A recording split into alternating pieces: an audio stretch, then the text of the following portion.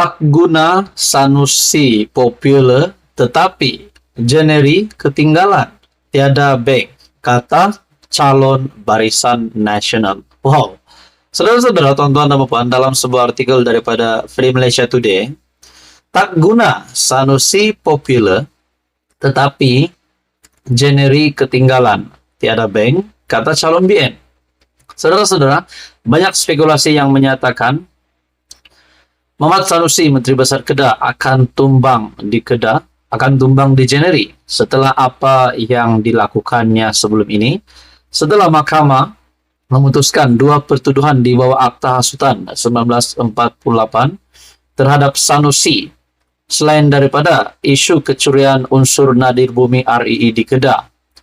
Adakah dengan ini Sanusi benar-benar akan ditolak dan kehilangan lagi kuasa sebagai Adun dan Menteri Besar Kedah? Saudara-saudara, pilihan raya negeri tidak lama lagi akan diadakan.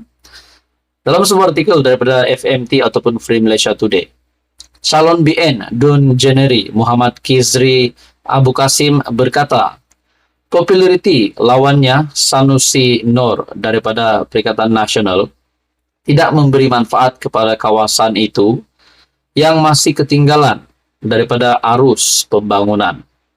Menurut Kizri, tiada kemajuan boleh dibanggakan sepanjang Sanusi menjadi wakil rakyat di kawasan itu sejak 2018 dan 3 tahun sebagai Menteri Besar, sekaligus menimbulkan persoalan mengenai kemampuan Sanusi memimpin. Populariti yang dia cipta itu tidak mendatangkan apa-apa keuntungan kepada masyarakat di SIG, terutamanya di Jeneri. Boleh beliau tunjuk sepanjang 3 tahun sebagai Menteri Besar apa yang telah dilakukannya di SIG. Dalam sektor pendidikan, keputusan SPM daerah ini antara tercorot di Malaysia, katanya dalam temu bual dengan FMT. Di Jeneri, bank pun tiada. Orang hendak keluar pun, keluarkan duit kena pergi ke Gurun, Pekan SIG, Teloi Timur, atau Kuala Ketil.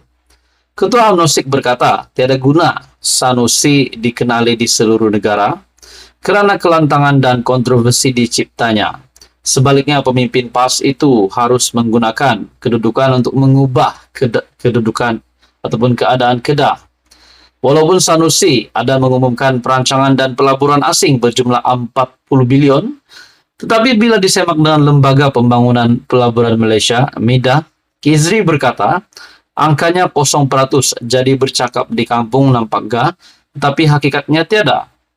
Sekiranya diberi mandat pada 12 Ogos, beliau mahu memfokuskan aspek pendidikan untuk mengubah kehidupan keluarga. Susah bagi jangka panjang dan memajukan SIG. Adakah di sini kita dapat lihat kepimpinan Sanusi sebagai Menteri Besar Kedah adalah hanya kosong. Tidak ada apa-apa setelah apa yang didedahkan oleh calon BN ini. Ataupun mungkin Sanusi juga terlibat dengan salah laku sebagai Menteri Besar Kedah sehingga kan tidak mampu membangunkan Jeneri menurut calon BN itu. Dan persoalannya yang timbul secara pribadi, adakah memang Sanusi terlibat dengan salah laku? Dan kenapa tidak ada kemajuan langsung di Jeneri seperti apa yang dituntut calon BN? Seperti apa yang dituntut oleh beliau, apa yang dilakukan Sanusi sebagai Menteri Besar Kedah selama beberapa tahun ini. Saudara-saudara, teruskan bersama di dalam channel ini untuk info yang seterusnya. Mohon bantu channel ini dengan menekan butang like, share, dan subscribe. Hai semua, salam sejahtera Malaysia. Selamat datang ke channel Fels Lifestyle.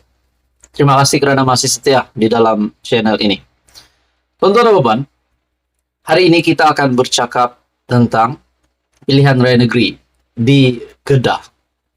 Sudah pasti ramai yang akan menyediakan jentera parti, terutamanya dari kepimpinan parti politik yang menghantar calon untuk bertanding di Dun Kedah. Terdapat juga spekulasi menyatakan bahwa kerajaan PHBN hari ini akan menang di Kedah. Di samping kita melihat lebih banyak kerusi yang ditandingi, yang dihantar untuk bertanding PHBN berbanding Perikatan Nasional. Dan spekulasi yang kedua, adakah Kedah akan ditawan PHBN setelah apa yang dilakukan Sanusi sebelum ini. Dalam sebuah artikel mengesahkan dua isu panas mampu gugat peluang PN di Kedah. Kita juga tahu, pertama, Menteri Besar Kedah Muhammad Sanusi telah berhadapan dengan dua pertuduhan berkaitan dengan isu yang menyentuh kedudukan diraja dan juga yang di Pertuan Agong. Dan yang kedua adalah berkaitan dengan isu RII, kecurian unsur nadir bumi yang melibatkan nama Menteri Besar Kedah.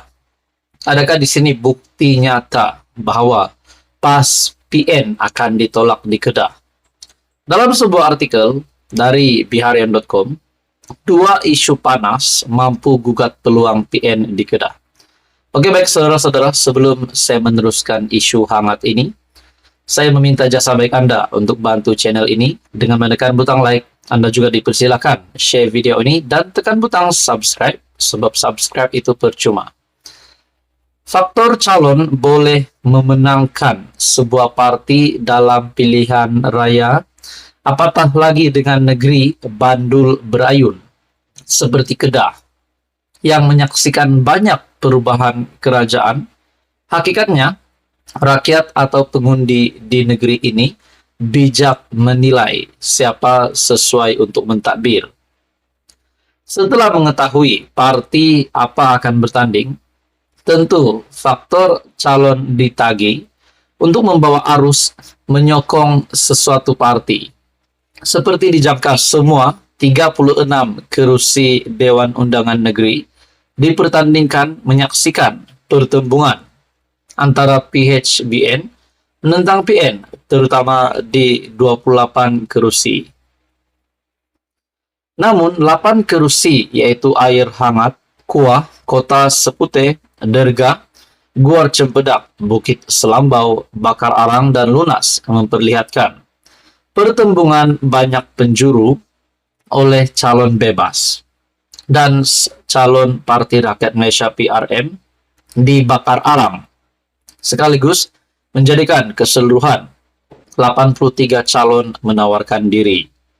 Menariknya, dinamik politik pengundian berubah kerana PRU ke-14 pada 2018 dan PRU 15 pada 2022. Tetapi kali ini, sejarah PRU 13 pada 2013 berulang menyaksikan lebih banyak pertembungan dua penjuru. Bezanya, PAS pada PRU 13 menyertai Pakatan Rakyat, PR menentang BN. Tetapi gabungan diketuai UMNO memenangi Kedah dan membentuk kerajaan. Kini, BN dan PH bergabung menentang PN diketuai PAS dalam konteks negeri berkenaan. Jadi, siapakah bakal memenangi pilihan raya negeri di Kedah pada 12 Ogos, sekaligus membentuk kerajaan keesokannya? Sebelum kita melihat parti mana berpotensi untuk menang, ada baik kita meninjau 3 faktor utama kemenangan, yaitu parti, calon, dan manifesto ataupun isu. Melihat faktor parti, jelas pertembungan PHBN perpaduan menentang PN akan menentukan salah satu memenangi pilihan raya. Kedua-duanya mempunyai kekuatan dan pengalaman mentadbir kerajaan negeri. Jadi pengundi lebih mudah menilai prestasi. Namun, kerajaan atau parti adalah entiti abstrak, kerana yang menggerakkannya adalah ahli politik yang akan dipilih pengundi mewakili DUN ditandingi bagi membentuk kerajaan. Melihat faktor kedua yaitu calon, kita mengetahui senarai calon bertanding. Cuma perlu diperhatikan rentetan kepada sebelum berlaku penamaan calon. Sabtu lalu, kesemua parti gabungan PHBN mengumumkan nama calon mereka lebih awal, seminggu berbanding PN dengan BN atau UMNO paling awal. Adakah di sini kita dapat lihat kelebihan kepada PHBN? Dalam artikel ini lagi, ini berbeza dengan PRU sebelum ini, yang pengumumannya pada saat akhir. Kombinasi muka lama baharu, calon PHBN menampilkan kombinasi muka lama dan baharu, malah Terdapat 9 calon wanita diketengahkan dan wakil untuk semua kaum, termasuk etnik Siam di Sidam. Nampak agak tersusun dari segi pencalonan PHBN, sekaligus menampakkan keseriusan menawan Kedah. Berbanding PN yang agak lewat menamakan calon, kerana dikatakan sebelum selesai pembahagian kerusi hingga hari penamaan calon, ramai muka lama dikekalkan termasuk Menteri Besar Datuk Seri Muhammad Sanusi di Januari, walaupun terdengar ura-ura ingin berpindah kawasan ke Tokai. Tokoh veteran PAS dikatakan ingin bersara, terus dikekalkan bertanding di Tokai dan Merbau Pulai. 2 bekas pemain bola sepak dan bekas ahli akademik juga dibawa masuk untuk bertanding.